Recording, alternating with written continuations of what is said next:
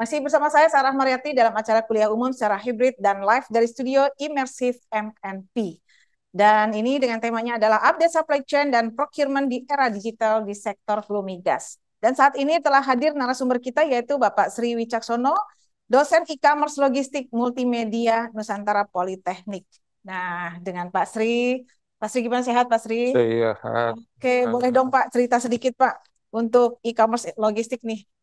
Ya, e-commerce logistik MNP dibangun tadi Bu Dewi pasti sudah cerita banyak Iya. lebar ya. Jadi kami ini memang mencoba untuk dari sisi akademis mensiasati bagaimanakah perkembangan dunia logistik ini secara utuh ya.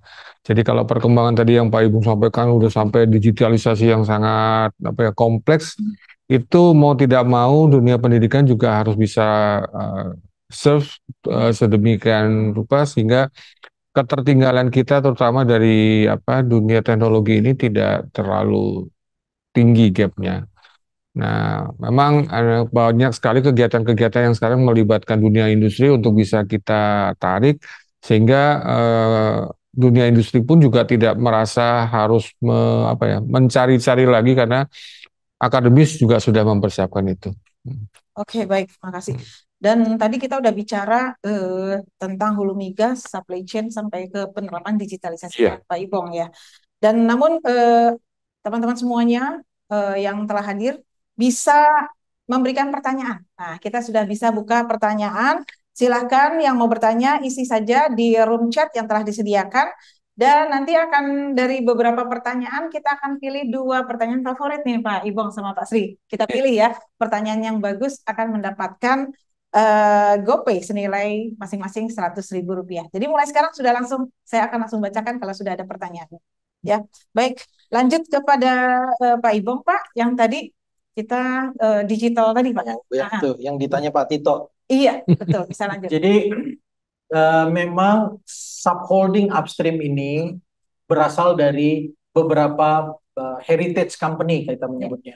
Ada dari BP, ada Pertamina sendiri, ada Chevron, ada Total gitu ya, ada Vaiko, ada Unocal. Ya, jadi itu memang mereka memiliki aplikasi masing-masing atau sistem digital masing-masing. Nah, yang kita bisa kerjakan di saat ini, yang terus kita kerjakan dan ini evolve terus, itu adalah kita identify mana aplikasi terbaik di yang untuk service tertentu dan kita terapkan, kita tarik ke level SHU untuk diterapkan di seluruh region. Contoh icon yang ada di Chevron itu sangat baik. Jadi icon di Chevron itu kita ambil source code-nya, kita build, kita namakan menjadi YouCan. Tapi sebenarnya idenya itu sama dengan yang dimiliki Chevron.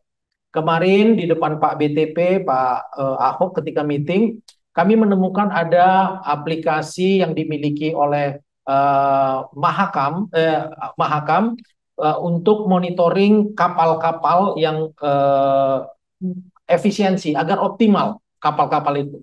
Kami sudah identify cukup bagus, akan di-studi lebih jauh, dan nanti rencananya aplikasi ini akan kami tarik ke SHU untuk diterapkan di semuanya. Ini kapal-kapal yang Kapal-kapal operation itu ada utility boat, ada petrol boat, ada barge, ada kapal. Jumlah kapal di seluruh SHU itu lebih dari 450. Armada Timur itu paling berapa? 50 kapal kali, 30 kapal. Armada Barat paling 40-an kapal. Jadi bisa bayangkan SHU punya 450 kapal.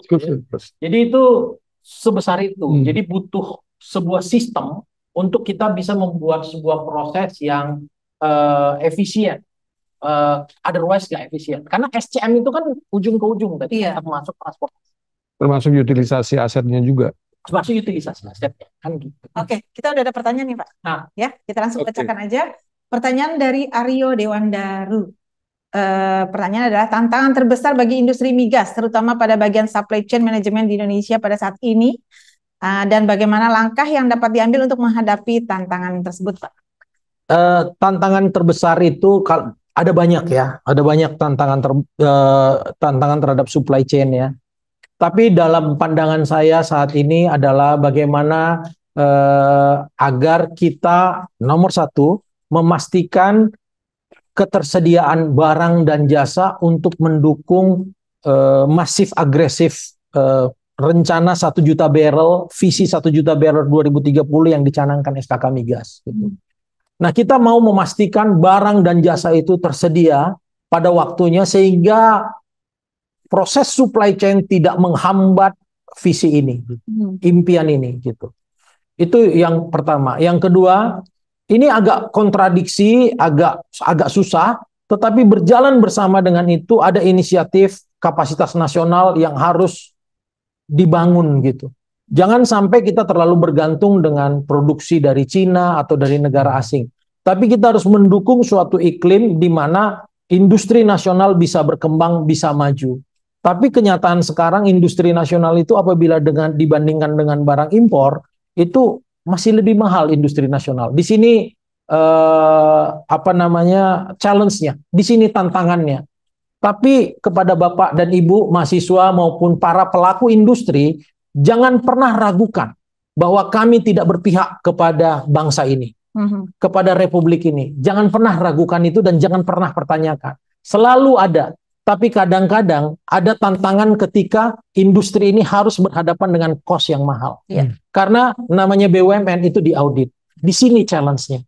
Bagaimana dua ini bisa berjalan beriringan dan agenda nasional bisa tercapai gitu. Itu tidak gampang, itu tidak mudah gitu. Dan perlu serius sama-sama kita memilikinya. Nggak bisa itu hanya tugas satu orang, tapi tugas bersama. Oke, luar biasa sekali pertanyaannya dan dijawab dengan semangat sekali oleh Pak Ibong. Dan masih membuka pertanyaan, silakan isi saja di room chat dan kita akan lanjutkan setelah jeda berikut.